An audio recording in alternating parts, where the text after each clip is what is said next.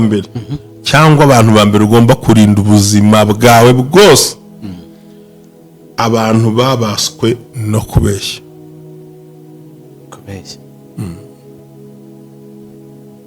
uriya muntu kura umwanda muri wowe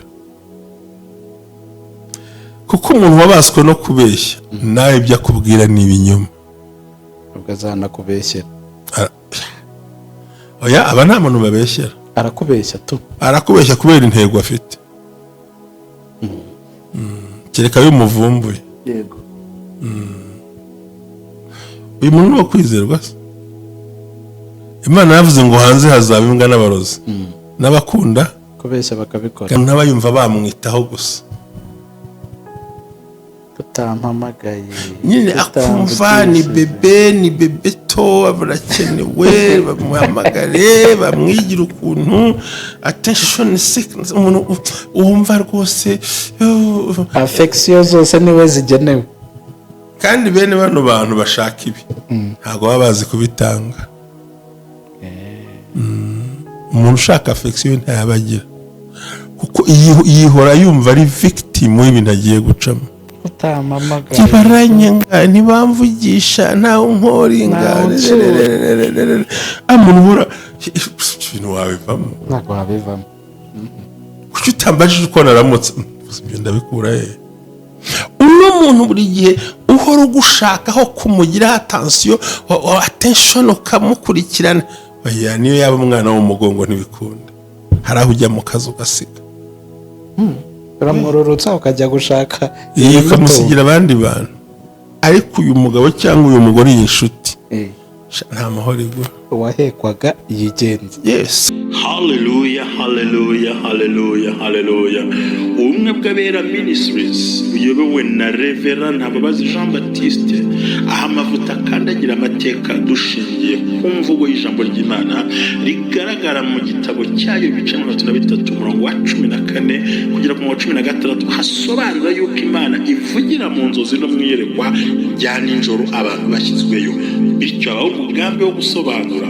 kugira ngo udatesha agaciro inzozi zawe nizo wowe ntaho uzatandukana n'imvugo y'Imana wizitesha agaciro wizisuzugura izigambiriye kukugirira nabi zishingiye kuri karande ufite n'Imana ibikubwira bisenye biveho ibishingiye mu kuri nabyo bisenga ukiranuke ubumwe bw'abera ministries buri muntu wese mu itorero rye abo wejejwe akore nk'imirimo ariko duhurire mu gukiranuka no kubaka ahazaza hawe hashingiye ku nzozi zawe n'imitekerereze yawe n'ibikorwa byawe uruwa agaciro uriwe kandi uriwe n'Imana izubakiraho amateka adasanzwe ubumwe bw'abera ministries umuntu arisanzura akamenya yuko Imana iri mu ruhande rwe shalom shalom Deko gusuza nkwifuriza ibihe byiza dukurikiye ni kumwe bw'abera ministries amavuta kandagira amateka ubuzima bugahinduka reka nkubwire ngo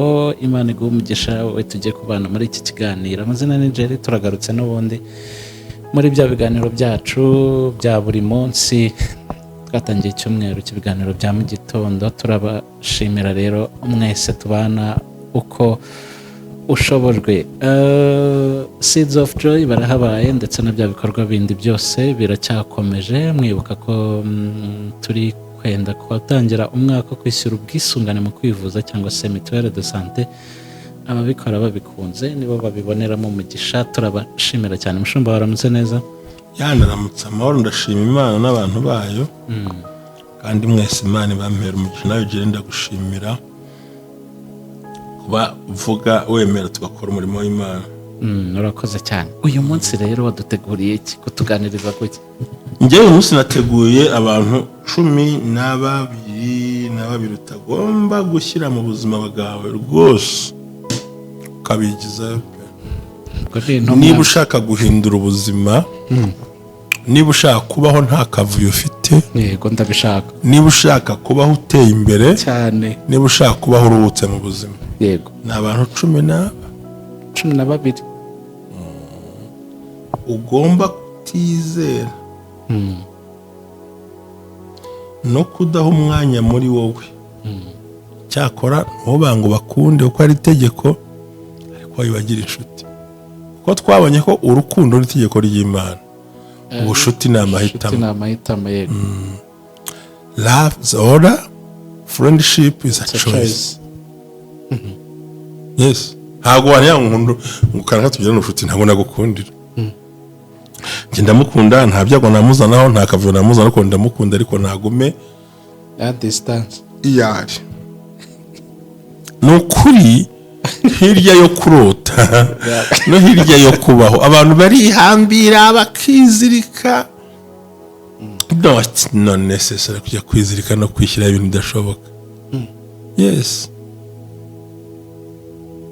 Erega Afrika irimo irahinduka, yarahindutse aho isi irimo irahinduka, irimo irirukanka, twe ntabwo turi kubibona, turacyarwana n'utuntu abantu baretse, abandi babidutaye kera, nta n'igihe cyatwo badufite. harimo n'abandi bari kudutora, urwano utoragura utuntu abantu baretse iki.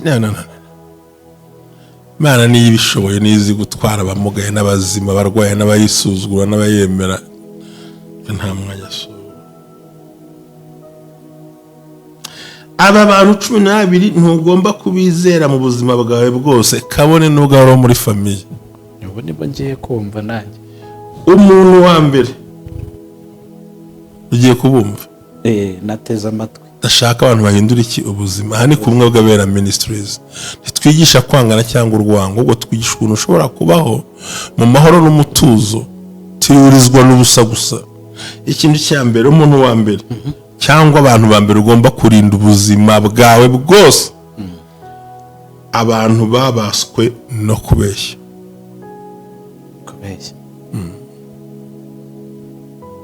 Urya muntu kura umwanda muri wowe, kuko umuntu wabaswe no kubeshya nawe ibyo akubwira ni ibinyoma, ugazana kubeshyera. Oya, aba nta muntu babeshyera, arakubeshya tu, arakubeshya kubera intego afite. Kereka y'umuvumbuye. Yego. Uyu muntu ni wo kwizerwa se? Imana yavuze ngo hanze hazaba imbwa n'abarozi, n'abakunda kubeshya bakabikora, kanabikora. Umuntu wese wabaswe imbata yo kubeshya, ntukamwigize hafi y'ubuzima bwawe. Azaguteranya n'abantu, aguteranya n'ibintu, aguteranya nabwo kubera iki? Afite umutima w'ubugome wo kubeshya, ko burya kubeshya gemura ari ubugome, kandi abantu bakabikora bumva ari akantu gato. Ariko Imana yabisobanuyeho. Aba bantu mu cyiciro cyo kubeshya agushyira mu makosa utitekereza. Umuntu wa kabiri, umuntu uzimura utagira ibanga, uporomoka, ukoropoka, akubwira iby'abandi ukamuhisha ibyawe, kuko uko yaje avuga iby'abandi niko ari buze kujyana ibyawe. niko bimeze, iyo gahunda. Araporomoka pe, araropoka, akavuga iki cy'ingenzi ni ukuvuga ngo ni ukuropoka mu rurimi rwanyu rw'abajene. Ariko umuntu uzimura ugira amagambo ateranya abantu, kandi atuma ubuzima bwawe bujya hanze. yego, kandi ubuzima ni nk'amara, iyo usohoye hanze ibintu byawe birapfa. Buri uzareba ushyize ururimi hanze umwanya muto rurumagara, uko niko n'amagambo yagiye hanze imishinga yawe ihagarara yose. yego, ayubwira ndakumva cyane. Uyu muntu uhita umwirukana mu buzima bwawe byihuse. uyu nzimuzi, ndimo ndabaganiriza impamvu ugomba kubaho kandi wirinda. umuntu uzimura, simura akapfuka n'ibitavugika n'ibitazi, vuga ibyo yariye naho yaryamye n'uwo baryamanye n'uwamuhaye agaserivisi akamuvuga. Aba nta muhwe bagira, byose aravuga. n'uwamuhaye agaserivisi ko mwibanga arakavuga. So agaserivisi ko mwibanga ni akahe? Ntabwo nkazi, ubwo ni ibyakozwe nta muntu ureba. Iki ndabizi se, ubwo ibyakorewe ahiherereye abizana ku mugaragaro. n'agaserivisi ko mwibanga bamukemurira. umuntu wa gatatu buriya mubwire muvandimwe nshuti yanjye rero nkurikira na bene data tuba ku bumwe bw'abera ministries, umuntu ukunda kwica amasezerano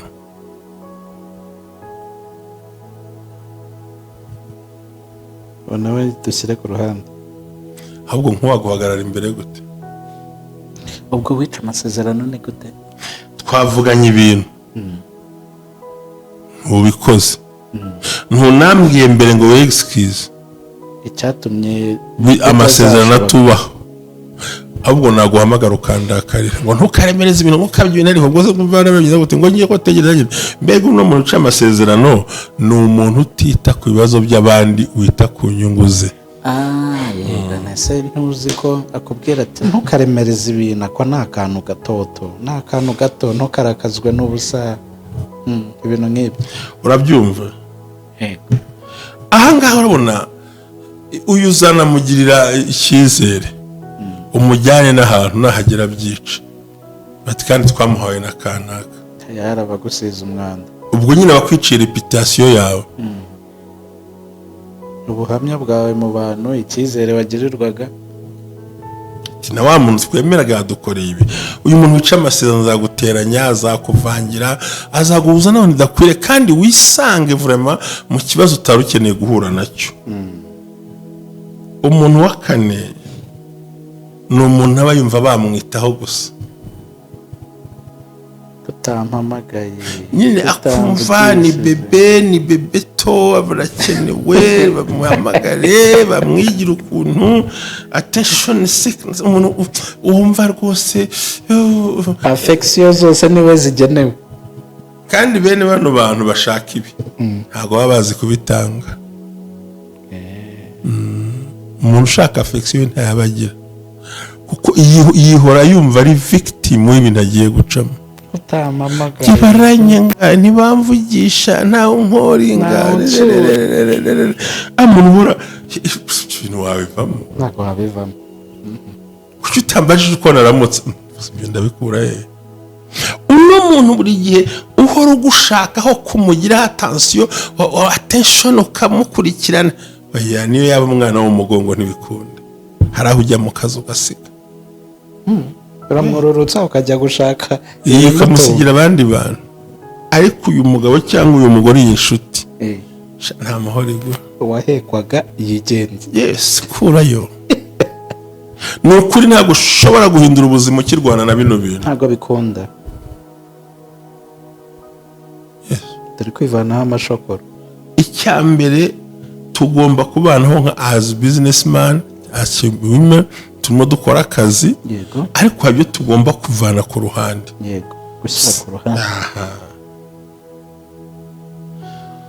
umuntu wa gatanu ni umuntu utajya uca bugufi ngo asabe imbabazi.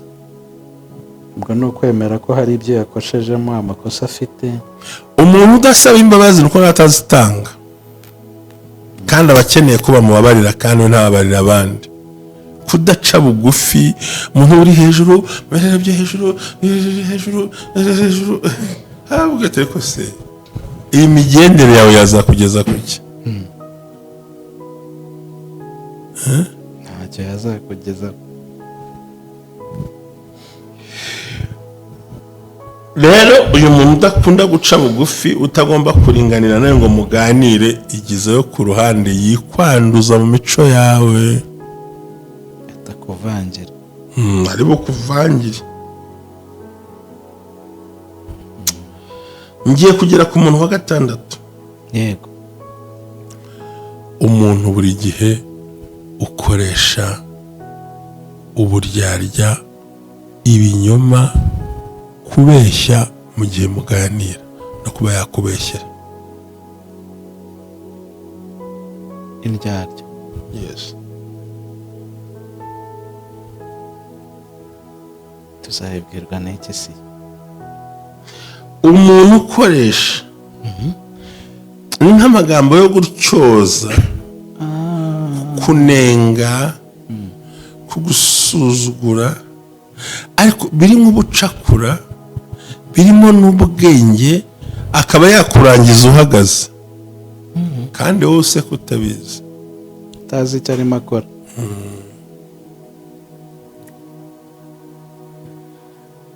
turiya mukiriya nubwo namuzanye ni ukuvuga ngo nari ngeze aho nkuganiriza nkubwira ko abantu bakunda kudaca bugufi cyangwa se abantu bakunda gushyiraho intambara barwanye. uwa karindwi pe udafite ikintu avuze kandi ukwangiriza ni umuntu w'umunyeshyari ku bandi bantu.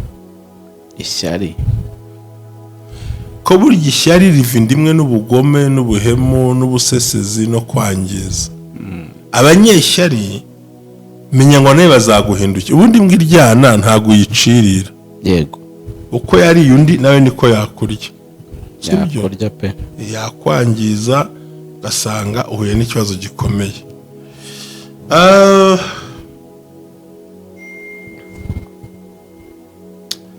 icyo twita hot tempered people. ntabwo wari uhari. hot temper.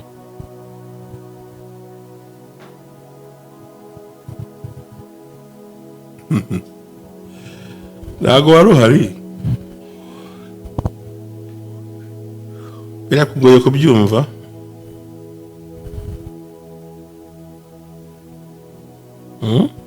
numvise umunyeshyari.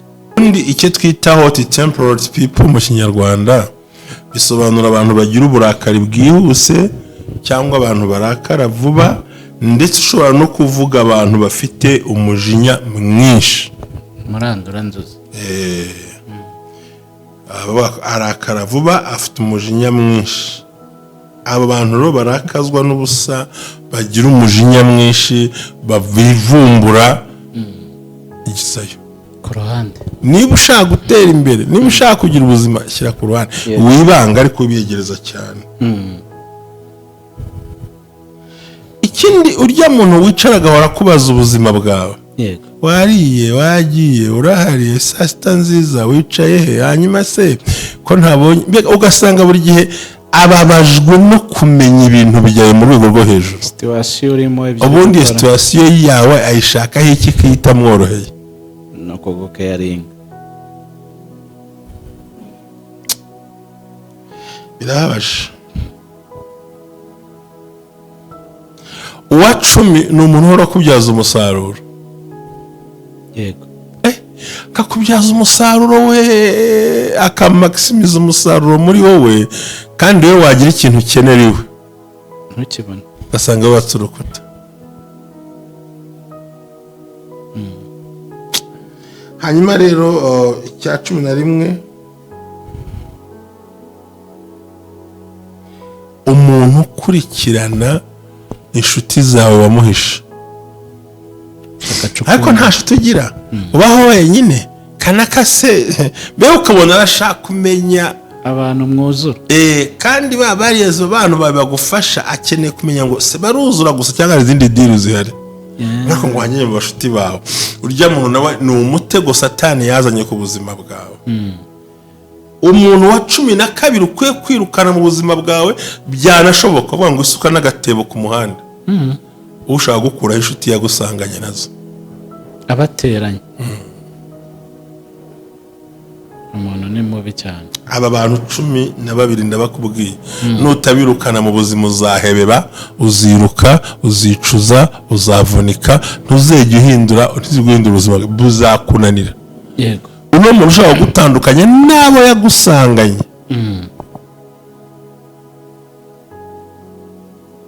ibi mbivuga nje niyo abura umugore washatse agashaka gukura inshuti za mbere, mwitondere. umugabo mwitondere, kuko inshuti za mbere ntazi akamaro zangiriye. kandi ugiye kumukuraho induru zavuga pe, aragira ngo akwikubire azakwice burundu. ugomba kubikuraho completely. Yego,